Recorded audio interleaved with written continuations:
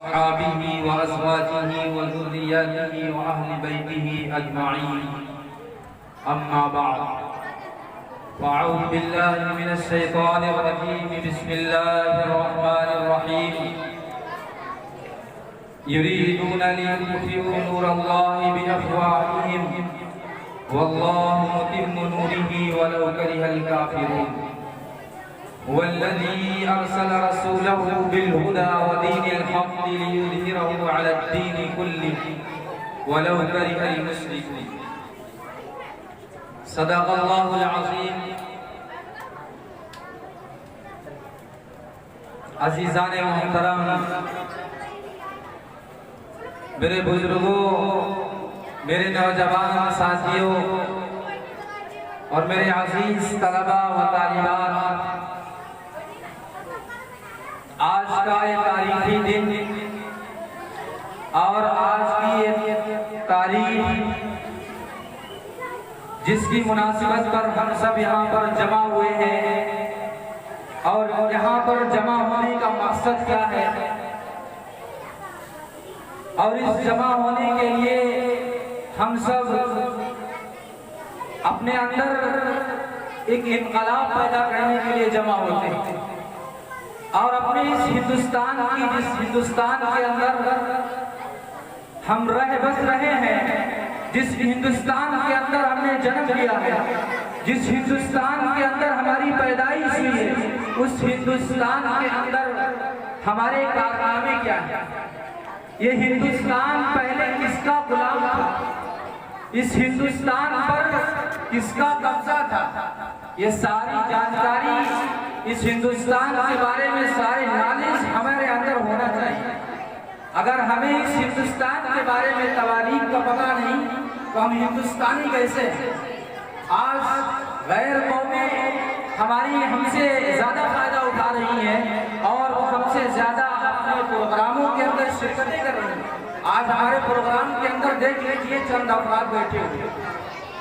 ऐसा लगता है कि आज अगर हम इस हिंदुस्तान की तारीख के अंदर हम अगर शिरकत कर लेंगे तो हम गैर मुस्लिम हो जाएंगे। मैं आप हज़रात को ये बता देना चाहता हूँ कि इस हिंदुस्तान की तारीख का जो सबसे ज़्यादा हक है वो इसी हिंदुस्तान के मुसलमान और उलमाए कराम का हक। अपनी हमें तारीख याद नहीं, हमें अपने कारनामे याद नहीं, हमें अपने उलमाए कराम की कुर्बानियाँ याद नहीं। आज हम कैसे मुसलमान हैं? आज जरा हम अपने गिरेबान के अंदर जांच कर देखें, अपना जायजा लें, अपने बारे में सोचें कि आज हम किस नहज पर पहुंच चुके, किस नहज पर पहुंच चुके हैं। मेरे भाइयों, मेरे दोस्तों, आज की ये तारीख जिसको हम और आप 15 अगस्त के नाम से जानते हैं, ये 15 अगस्त या 26 जनवरी की तारीख, ये दो तारीखें ऐसी हैं जिसके अंदर हमारे उलमाए कराम ने कुर्बानियां देकर, अपना लहू बहाकर, अपने मासूम बच्चों को ज़िबा करके, अपनी औरतों को बेवा करके जब जाकर इस हिंदुस्तान को आज़ाद कराया। कहीं भी जाकर आप देख लीजिए और कहीं भी हिंदुस्तान के जिस जब्बे पर जाकर आप देख लीजिए, उसका जायजा लीजिए और उसकी ईंट उठाकर देखिए तो वहाँ हमारे अकाबिरीन के खून बहा है, वहाँ हमारे अकाबिरीन का खून मिलेगा, वहाँ हमारे अकाबिरीन के रात के आंसुओं की नमी मिलेगी। मेरे मोहतरम भाई और दोस्तों, वो अजीब दास्तान अगर पूरी इस हिंदुस्तान की तारीख को बयान किया जाए तो मैं कहता हूँ कि उसके लिए 2.25 घंटे चाहिए, पूरे 2.25 घंटे चाहिए। लेकिन मैं तफसील में न जाना चाहता हूँ, इसलिए कि आप हज़रात अपने पूरे वक्त को देकर बहुत ही अच्छे अंदाज से बैठे हुए हैं और बहुत ही पूरे ही वक़ार और संजीदगी के माहौल को बरकरार रखा है। मैं इस माहौल को बरकरार रखने के साथ साथ मैं आप हज़रात का ख्याल रखते हुए मैं आप हज़रात को अपने उन अकाबीर की तारीख का जायज़ा लेना चाहता हूँ और उन तारीख को याद दिलाना चाहता हूँ कि वो तारीखें क्या हैं जिसके अंदर ये आज़ादी हमें मिली, ये हिंदुस्तान हमारा आज़ाद हुआ है। इसके पहले, सबसे पहले इस हिंदुस्तान पर जो अंग्रेजों से मुकाबला जमकर किया। उस अंग्रेज कौम ने हमारे ऊपर इतने जुल्म ढाए और वो ईस्ट इंडिया कंपनी की भेष में आकर इस हिंदुस्तान पर गासिबाना कब्जा करना चाहा और कब्जा करते रहे और उसी तिजारत को आगे बढ़ाते रहे। उसी तिजारत के बहाने हमारे सारे मुल्क पर कब्जा करते चले जा रहे थे।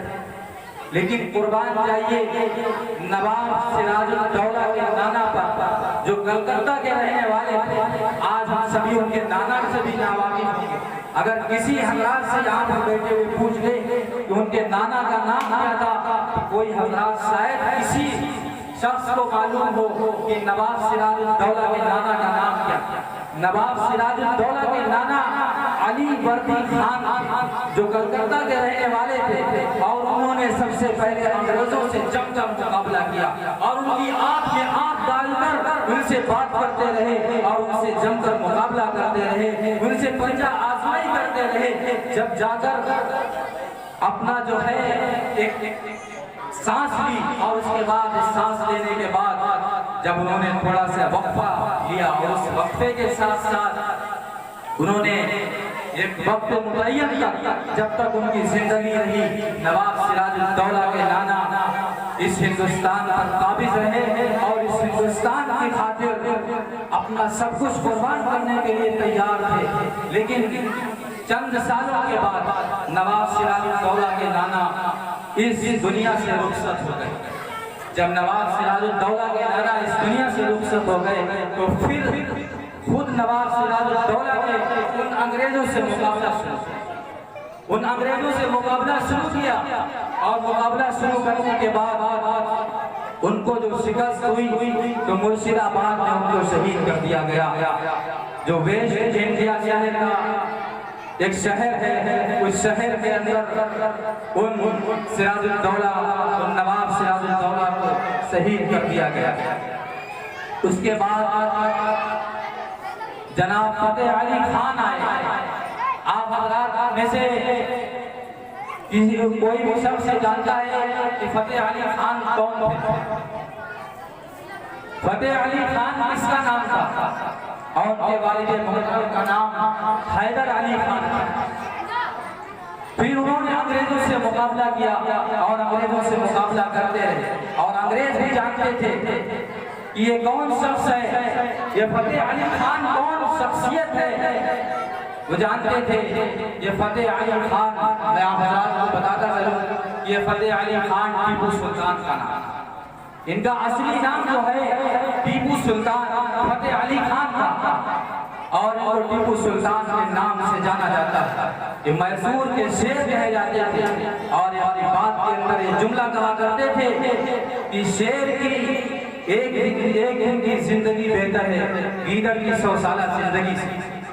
यानी गीदड़ अगर 100 साल जिंदा रहता है लेकिन शेर अगर एक दिन जिंदा रहकर और इन अंग्रेजों से मुकाबला कर इस दुनिया फानी से रुखसत हो रहा है, इसका कोई गम नहीं। उन्होंने जमकर अंग्रेजों से मुकाबला किया और अंग्रेज भी जानते थे कि टीपू सुल्तान एक ऐसी चट्टान है जिसको रास्ते से हटाया जाना जरूरी है। अगर ये टीपू सुल्तान को रास्ते से नहीं हटा रहे हैं तो हमारा नुकसान, हम इस मुल्क पर काबिज नहीं हो सकते हैं पूरे तरीके से। और वो अंग्रेज तन के तो गोरे थे लेकिन मन के बहुत ज्यादा काले थे। उनके अंदर टूट कर बुराइयां भरी हुई और मुस्लिम पर सबसे ज्यादा जो उन्होंने हमसे बदला लिया, इंतकाम लिया, वो सबसे ज्यादा मुसलमानों ही से। इसलिए कि ये हिंदुस्तान किससे छीना गया, किसकी हिंदुस्तान के अंदर सल्तनत, किसकी हुकूमत। आज हम अगर अपने बिरादराने बदन से इस बारे में पूछे तो शायद किसी को मालूम हो इस हिंदुस्तान को आजाद किसने कराया और इस हिंदुस्तान की खातिर सबसे ज्यादा कुर्बानियां किसने दी। आज शायद किसी को मालूम। आज हम चंद नामों के अलावा कुछ भी नाम नहीं जानते हैं कि कितने नाम हैं और कितने हजार कितने लाख मुसलमानों ने शहीद होकर अपने वतन के खातिर अपने लहू को बहाकर अपनी जानों का नजराना पेश करके इस हिंदुस्तान को आजाद कराया है। तो मेरे भाइयों, मेरे नौजवानों, मेरे साथियों, आज हमें इस वक्त जायजा लेने की जरूरत होती है कि हम आज इस हिंदुस्तान की तारीख को पढ़ें, इस हिंदुस्तान की तारीख के बारे में अपना जायजा लें। आज जो टीपू सुल्तान एक ऐसी शख्सियत है जिसके बारे में लिखा है हज़रत शेखुल हिंद रहमतुल्लाह अलैह कि उनके चेहरे पर बाज़ाब्ता दाढ़ी थी। और आज जो किताबों के अंदर जो इंटरनेट का दौर चल रहा है और आज हम इंटरनेट पर सारे जो है प्रोग्राम सुन लेते हैं और उसी पर हमारा यकीन बन जाता है, उसी पर हमारा भरोसा हो जाता है और सारी चीज़ों को हमने पसे पुष्ट डाल दिया। तवारीख को, नाविलों को जो पढ़ा करते थे तो सारी चीज़ें हमसे छूट गई। इसलिए कि आज ऐसा दौर चल रहा है, आज कहते मॉडर्न दौर है, इंटरनेट का दौर है। आज जो कुछ इंटरनेट के अंदर देख लिया उसी पर हमारा यकीन हो गया, उसी पर हमने भरोसा कर लिया और उसी पर हम बस। तो मेरे भाइयों, मेरे दोस्तों, हमें उन तारीखों का जायजा लेने की जरूरत और हमें उन तारीखों के सबक हासिल करने की जरूरत। आज जो सबसे ज्यादा अंग्रेजों से मुकाबला किया तो टीपू सुल्तान की ज़ात और टीपू सुल्तान कोई छोटी मोटी शख्सियत नहीं थी। आज जो उनके चेहरे पर दाढ़ी नहीं दिखाई जाती है, ये सरासर जुल्म के साथ सरासर गलत लिखा है और सरासर गलत उनको दिखाया जाता है उनके बारे में। उनके चेहरे पर दाढ़ी, उनके चेहरे पर बाज़ाब्ता दाढ़ी थी और बासरा थे। गौस के दर्जे के अंदर, जो गौस हैं गौस के दर्जे के अंदर थे। अपने वक्त के औलिया अल्लाह के सरदार थे हज़रत टीपू सुल्तान रहमतुल्लाह अलैह। और उनकी लाश मैदान जंग के अंदर 3 दिन पड़ी रही और 3 दिन किसी अंग्रेज की हिम्मत नहीं हुई उनकी लाश को जाकर देख ले। इतना उनके चेहरे पर रोब, और रोब किस वजह से था? इसलिए कि ये बुजुर्ग शख्सियत तहज्जुद गुजार थे।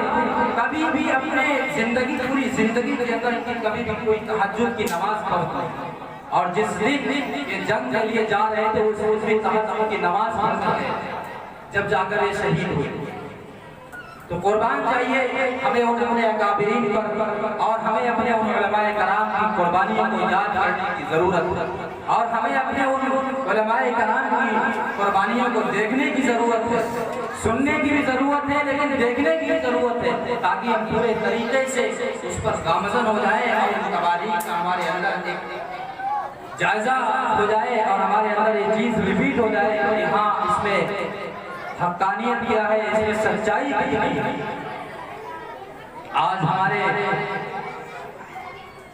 टीपू सुल्तान का जो रोब और दबदबा था, जो अंग्रेजों पर बहुत ज्यादा रोब पड़ा था, वो इसी वजह से पड़ा था कि वो सुन्नतों शरीयत के पाबंद थे।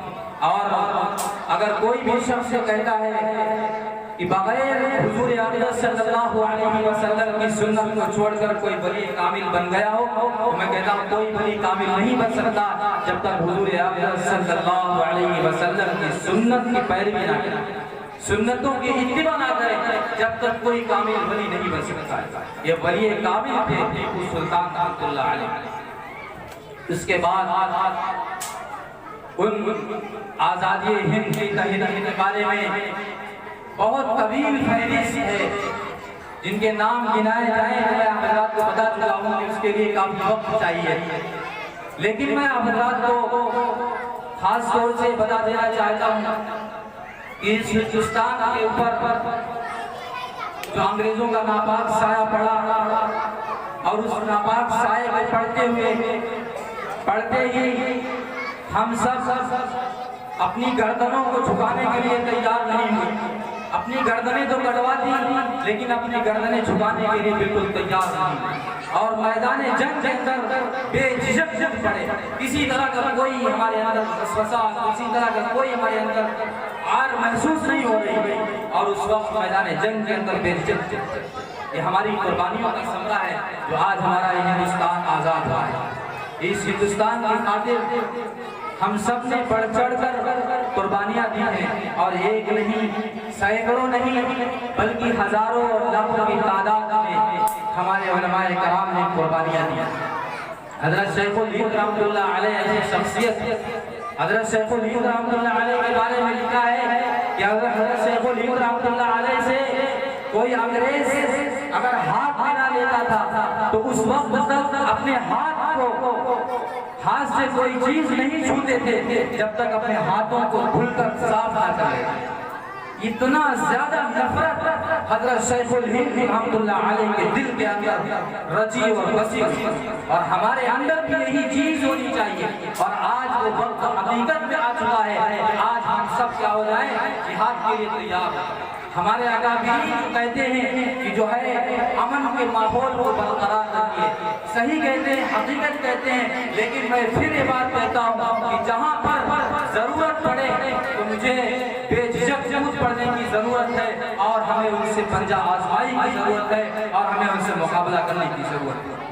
और आज हजरत शेखुल हिंद रहमतुल्लाह अलैह की नफरत ही का नतीजा है कि जो आज हिंदुस्तान के अंदर हम आजादी की सांस ले रहे हैं और आज जो हिंदुस्तान आजाद हुआ है, ये हिंदुस्तान आजाद ऐसे ही नहीं हुआ है कि आज से 77 साल पहले का दौर देख लीजिए। जो 1945 की जो तारीख थी उस तारीख के अंदर हमारा ये हिंदुस्तान आजाद हुआ है। इससे पहले जमहूरी दस्तूर चल रहा था, उसका संविधान लागू हुआ था और जो संविधान लागू हुआ था वो तारीख क्या थी, उस तारीख का भी हमें जायजा लेने की जरूरत है। और जो हमारा ये हिंदुस्तान आजाद हुआ है वो तारीख 15 अगस्त की तारीख, जो आज की तारीख। इसीलिए जश्न आज़ादी मनाया जाता है और इसीलिए हम सबको बेदार किया जाता है ताकि हमारे ज़मीन भी बेदार हो, हमारे बच्चों के हौसले बढ़े, हमारी उमंगों के अंदर एक जोश पैदा हो और हमारे बलबलों के अंदर एक हैरत अंगेज एक इनकलाब पैदा हो और हमें इनकलाब पैदा करने की जरूरत है। सबसे पहले तो मैं इस बात का अहद करें, इस बात का तहैया करें, इसलिए कि ये मदरसा भी है और साथ साथ ये मसाजिद भी है। मसाजिद में बैठकर हम सब ये तहैया करें कि हम सब मुसलमान हैं और मुसलमान ही नहीं, हम सब एक हिंदुस्तान में रहते हैं तो सारे हिंदुस्तान का ये जिम्मेदारी बनती है कि हम हिंदुस्तान के वासी हैं और हमें फख्र होना चाहिए कि हिंदुस्तान में रहने वाले हैं। और हमारा ये हिंदुस्तानी होने के साथ साथ हमारा ये अकीदा भी होना चाहिए, हमारा ये रुझान भी होना चाहिए कि इस हिंदुस्तान के अंदर हमें पूरी तरीके से आज़ादी मिलनी चाहिए। अगर कोई शख्स हमारी शरीयत पर हाथ डालता है, अगर कोई शख्स हमारे मदारिस पर निगाह उठाता है और हमारे मदरसों पर, हमारी मसाजिद पर, हमारे तरह तरह के जो जुल्म और सितम किए जा रहे हैं, आज यहाँ पर अगर नहीं है तो और जगहों पर देख लीजिए कि हमारे बिरादराने वतन के साथ कितने तरीके से तासुबी का बर्ताव किया जा रहा है, नफरतों का माहौल बंद किया जा रहा है।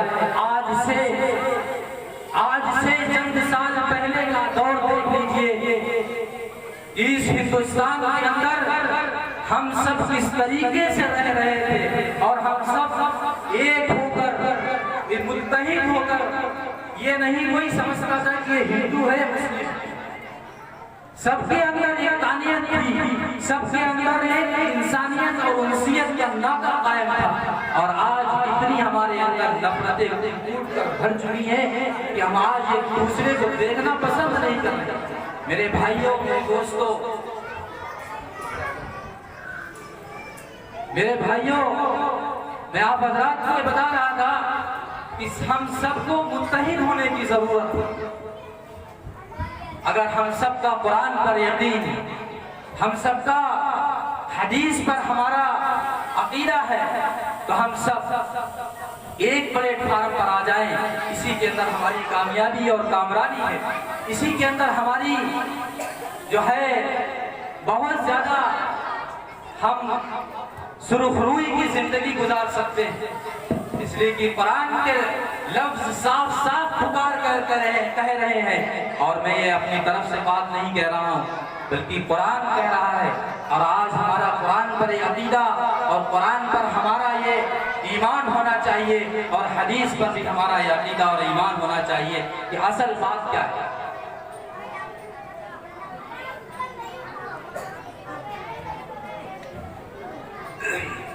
इसलिए कि कुरान मुक़द्दस के अंदर अल्लाह रब्बुल इज़्ज़त फरमा रहा है कि वअतसिमू बिहब्लिल्लाहि जमीअन वला तफर्रक़ू।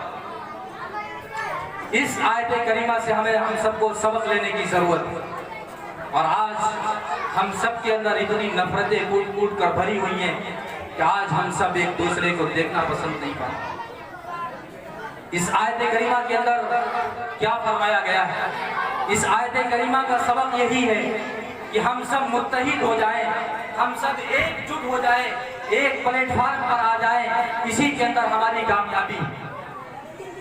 वअतसिमू बिहब्लिल्लाहि जमीअन, कि अल्लाह की रस्सी को मजबूती से थाम लीजिए और हम सब मुत्तहिद हो जाएं, एक प्लेटफॉर्म पर आ जाएं, इसी के अंदर हमारी कामयाबी और कामरानी। हजरत शेखुल हिंद रहमतुल्लाह अलैह के बारे में मैं आप हज़रात को बता रहा था कि हजरत शेखुल हिंद की दास्तान बहुत ही अजीब और बहुत ही उदास दास्तान। उनकी दास्तान को बयान करते हुए मेरी आंखों से आंसू जारी हो जाते हैं। हकीकत बात मैं आप हज़रात के सामने कह रहा हूँ कि हजरत शेखुल हिंद रहमतुल्लाह अलैह के साथ इतना बेईमाना सलूक किया गया, इतना बेईमाना सलूक किया गया कि उनके कमर मुबारक को गरम गरम सलाखों के साथ अंग्रेज कौम दागती थी और गोश्त नाम की कोई चीज उनकी कमर मुबारक पर बाकी नहीं रहा, सिर्फ हड्डियों का ढांचा नजर आ रहा था। जब उनको नहलाने के लिए तख्त पर लिटाया गया तो देखा गया सिर्फ हड्डियों का ढांचा मौजूद। इतना ज्यादा गमनाक उनका जो है मंजर था और इतना ज्यादा उनके साथ बेईमाना सलूक किया गया। कभी जेलों की सलाखों में डाल दिया गया। हजरत मौलाना जाफर अली थानेसरी के साथ इतना बेईमाना सलूक किया गया। हजरत मौलाना जवाहर अली, हजरत मौलाना लाहौरी, हजरत मौलाना शफी लाहौरी के साथ जब अंग्रेज जज ने यह फैसला सुनाया कि कल तुमको फांसी दी जाएगी और तुम्हारी लाश को तुम्हारे वारिसीन को नहीं दिया जाएगा, तो कुर्बान जाइए उन शहीदाने वतन पर। वो तीनों हजरात उनके चेहरे पर खुशी मसरत करने लगी और उनके चेहरे खुशी से खिल उठे और इतनी ज्यादा उनके चेहरे पर खुशी महसूस हो रही थी। और वो अंग्रेज मजिस्ट्रेट ये समझा कि शायद कि हमारी बात ये लोग समझ नहीं सके कि कल तुमको फांसी दी जाएगी और सूली पर चढ़ा दिया जाएगा। तो अंग्रेज मजिस्ट्रेट ने अपनी बात को फिर दोबारा दोहराया कि कल तुमको फांसी दी जाएगी, लेकिन कुर्बान जाइए। फिर उनके चेहरे खिल उठे और उनके चेहरे पर मसरत खुशी रक्स करने लगी। तो उस अंग्रेज मजिस्ट्रेट ने कहा कि कमबख्त शायद हमारी ये बात समझ ना पाए और ये लोग तो खुश हो रहे हैं, इनको कल फांसी की सजा सुनाई जा रही है कल के बारे में और उनको सूली पर लटकाया जाएगा। और उसने कहा कि मैं तुम्हें सूली पर लटकता हुआ देखकर खुश होऊंगा। तो कुर्बान जाइए उन तीनों हजरात पर वो लोग खुश हुए और कहा कि तुम्हें जामे शहादत का क्या पता, कि जामे शहादत एक ऐसी शहादत है जिसके बारे में फर्श बरी हूरें हमारी मुंतज़िर, और उन हूरों का आप हजरात को क्या पता है कि वो हूरें जो है हमारे लिए दस्ते मुबारक फैलाए हुए बैठी हुई और वो दस्ते मुबारक अपना हमारे लिए एक दामन फैलाए हुए बैठी, वो हमारी मुंतज़िर है। हजरत मौलाना अली जौहर वो ऐसी शख्सियत है जिनके बारे में लिखा है कि उन्होंने लंदन की कॉन्फ्रेंस के अंदर जाकर ये कहा था कि मैं इस हिंदुस्तान के अंदर जब तक वापस नहीं जाऊंगा, जब तक वापस नहीं जाऊंगा, जब तक कि इस हिंदुस्तान की गुलामी की जंजीरें ना काट दी जाए, इस गुलाम हिंदुस्तान के अंदर मैं वापस जाना पसंद नहीं करता। जब तक इस हिंदुस्तान को गुलामी की जंजीरें से हमारे गलों से हमारे तोपों से नहीं निकाली गई, जब तक हम इस हिंदुस्तान के अंदर वापस नहीं गए। उन्होंने ऐलान कर दिया था। और कुर्बान जाइए हमारे हज़रत शाह वली अल्लाह मुहद्दिस देहलवी रहमतुल्लाह अलैह के सबसे बड़े सबसे लाडले साहिबजादे हजरत मौलाना अब्दुल अजीज रहमतुल्लाह अलैह, जिन्होंने जिहाद का फतवा दिया था, लाहौर की शाही मस्जिद के अंदर बैठकर ऐलान कर दिया था कि आज से हिंदुस्तान के हर बासी पर जिहाद करना फर्ज हो गया है।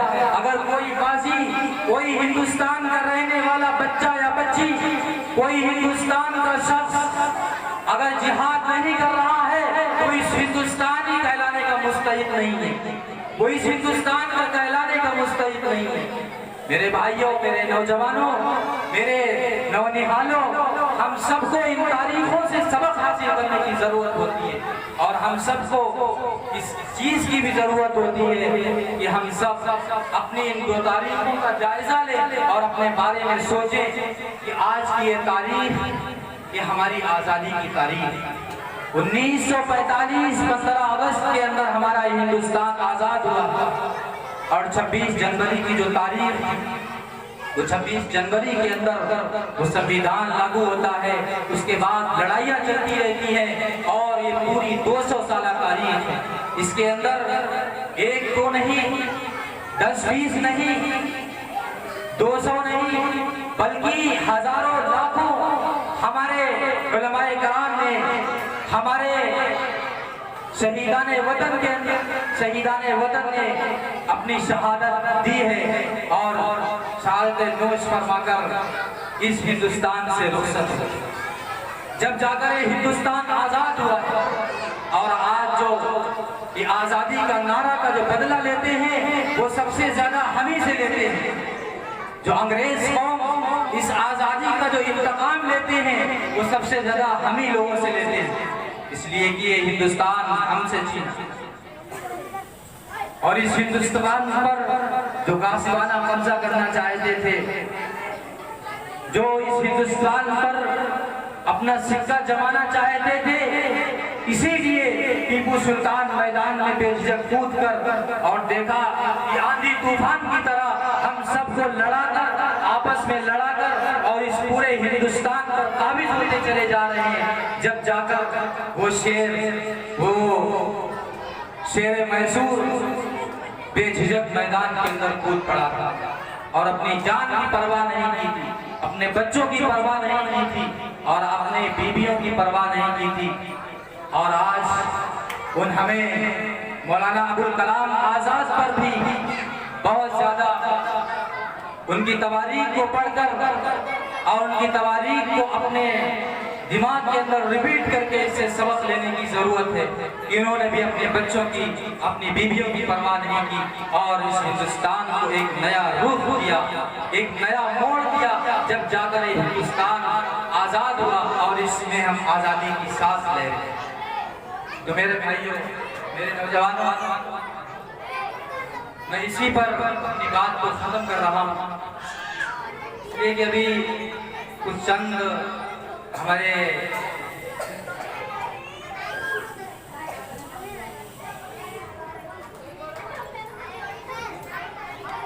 हाफिज मोहम्मद इमरान साहब और 2 बच्चे और बाकी हैं, उन हजरात को भी आप हजरात सुनकर उसके बाद दुआ करा देंगे। उसके बाद आप हजरात माशाअल्लाह।